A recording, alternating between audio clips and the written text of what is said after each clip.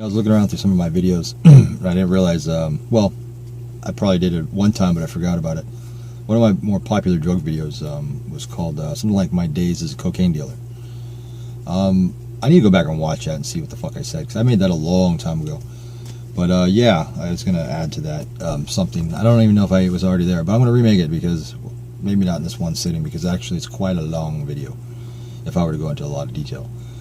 But I basically started off, I didn't really do cocaine. Like, I mean, fuck, I would have been probably late 20s, early 30s. Late 20s, 30s, 29, 30. You know, I had probably done it once or twice, but it was shitty coke, so it wasn't like, I didn't know the difference. So I was like, yeah, that's no big fucking deal, right? Whatever, right? And then I remember, I used to hang out at this bar called Teachy Roadhouse in Scottsdale, Arizona. There's one dude, I'm not going to mention his name, so I'm trying to keep everybody's name out of it. Hooked me up outside in the parking lot. You know, we'd pile out of the bar and fucking hang out in the parking lot, figure out any after hours plans. He's like, Zach, come here. So I went over there and he's like, hey, you want to do a bump? Do a line? He had some lines chopped up. I was like, yeah. And you know, for those of you who done cocaine and those of you who drink, those two are fucking inseparable. Like, you can drink and not do cocaine, and you can do cocaine and not drink. But if you're a drinker and you've done cocaine, every time you drink, you're going to want it. Or at least if somebody puts it in front of your face. It's just one of those drugs that, like, they really complement each other.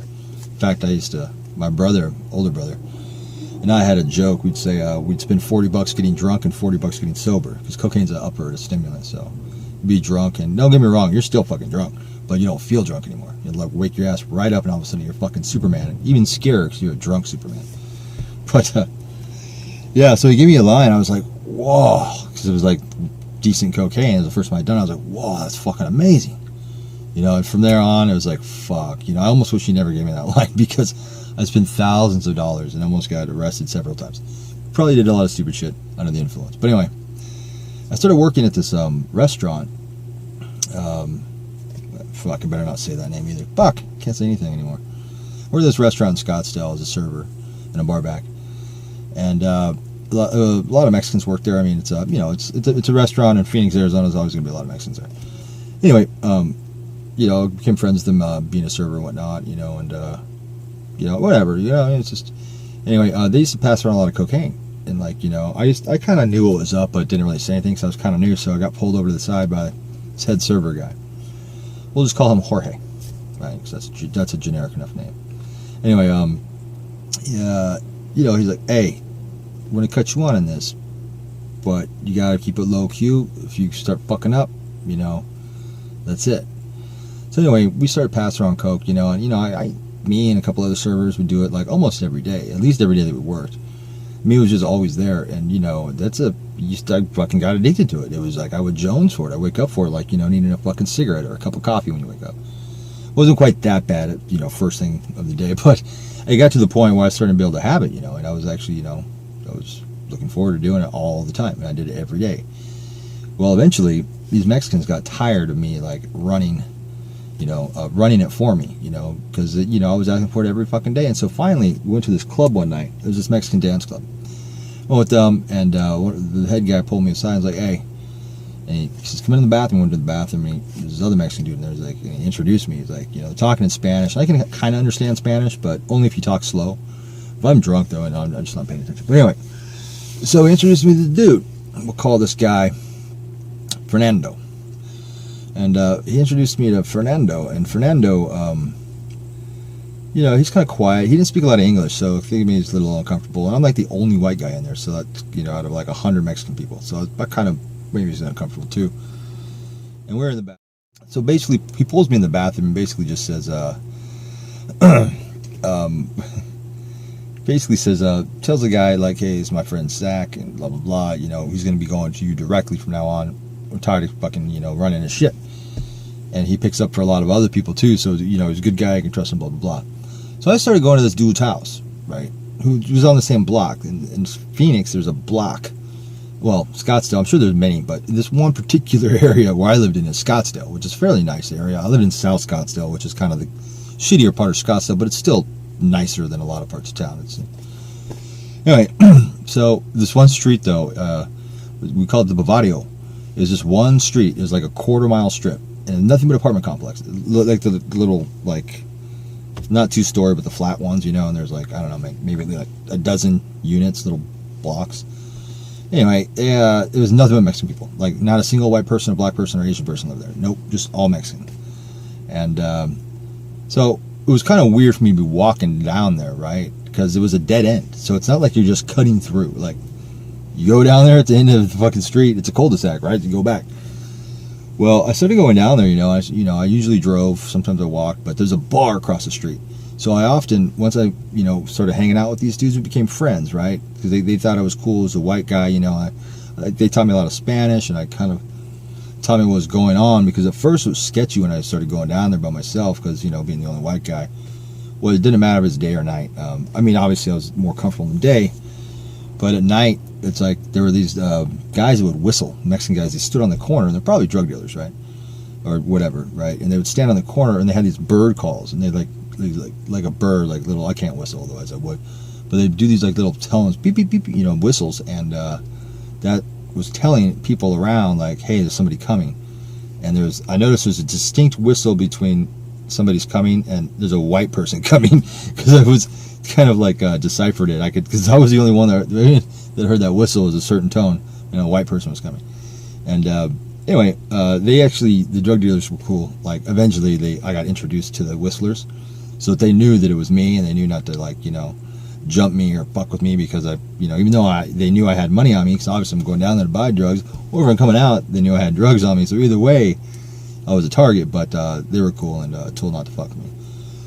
Just started hanging out there a lot, and I started hanging out at the bar right across the street, which is my favorite bar, TT Roadhouse, and everybody there wanted cocaine. It was like, and then my habit got bigger. Before I was doing $20 a day, no problem, right? I was making decent money as a server, always had cash.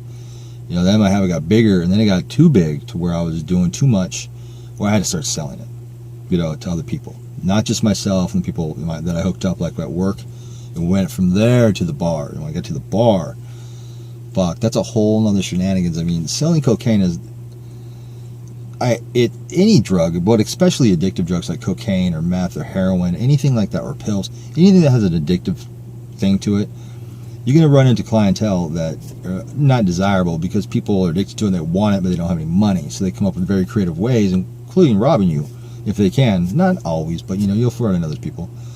I wouldn't recommend it. I made money, but if you're going to sell drugs, don't do them. Don't do the drugs you're selling anyway, because, it's just too easy if you have a whole shitload of it. But, shit. Fuck. I don't know how I never got in trouble. I don't know how I never got busted, like, walking down the street, in the middle of the night at close to 2 a.m. to pick up all this cocaine. And I had to break it up all in, this guy wanted 40, this guy wanted 20, this guy wanted a teener. I had to break it all shit up, right? And then I'd have to come back and distribute it and shit. People knew what I was doing, right? Even the people that worked there, it was kind of like, just don't talk about it. But I did it for a long time until that dude he went back to Mexico or something, and cocaine left. And, which was a good thing, because that went on for about 2 to 3 years. And it was, fuck. Like Rick James says, cocaine's a hell of a drug. I did a lot of stupid shit, we after hours parties, staying up for fucking a couple of days on cocaine, and holy shit, that is, it's that you can do it, but it's taxing. Just I can't even remember how many times I watch the sun come up, and just be like, still be fucking really high, but we'd be fucking drunk and like in somebody's apartment complex in the swimming pool, like on fucking one of those rafts, just fucking staring, watching the sun come up, just with a bottle of fucking Jack or Rumple Milts. This guy always bought cocaine for me, always had Rumple Milts. I got to the point where like I was paying people, like cocaine was my currency, because from selling it I'd make a huge profit, but I also have a lot of cocaine, and I would rather give someone cocaine because I bought it for so cheap, and to them it was worth, difference between wholesale and resale.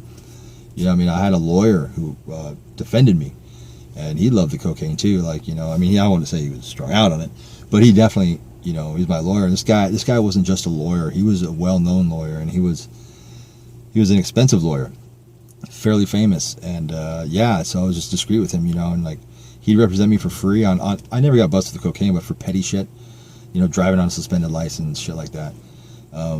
Stupid shit. And, you know, he'd go and defend me, you know, and then he wouldn't charge me because he knew I didn't have any money. But I did have a lot of cocaine, so I'd see him and he'd be drunk at the bar. He only came in like once or twice a week. But then he'd be like, Zach, give me some. What do you got? And it was like I owed him like literally like thousands of dollars, right, in legal fees. So I'd be like, he knew I had it. I'd just be like, oh, fuck, man. You know, and I learned to keep like my main sack in one pocket, my other sack I knew he was going to, you know, so I could just pull it out and be like, that's all I got. But yeah, no, he would shake me down for, you know, fucking a teener or a 40 or a couple grams or whatever it was that he wanted. And I really couldn't say shit, you know, but, you know, all those after parties, you know, I started working as a doorman for a strip club. Started doing VIP services like Lincoln Town cars and shit, and like catering people. Got on the escort service, that shit. Holy shit.